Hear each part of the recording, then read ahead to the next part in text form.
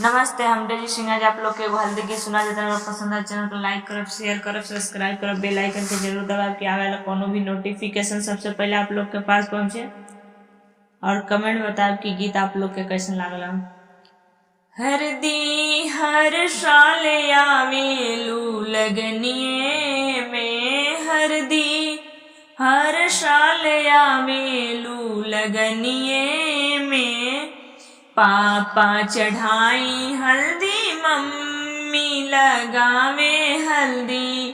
पापा चढ़ाई हल्दी, मम्मी लगावे हल्दी।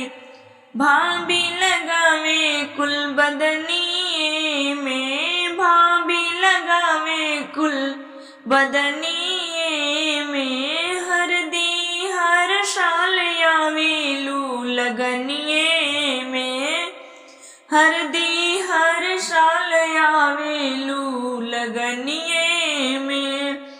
भैया चढ़ावे हल्दी, भाभी लगावे हल्दी। भैया चढ़ावे हल्दी, भाभी लगावे हल्दी।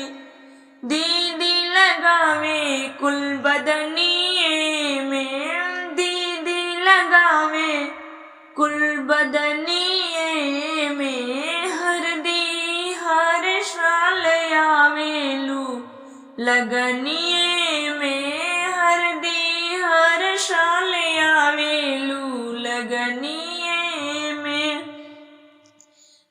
फूफा चढ़ाई हल्दी, बुआ लगावे हल्दी।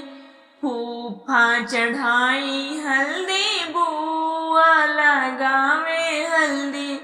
मौसी लगावे कुल बदनिए में, मौसी लगावे कुल बदनिए में। हरदी हर साल आवेलू लगनिए में, हरदी हर साल आवेलू लगनिए में। चाचा चढ़ाई हल्दी, चाची लगावे हल्दी। चाचा चढ़ाई हल्दी, चाची लगावे हल्दी। मामी लगावे कुल बदनिए में,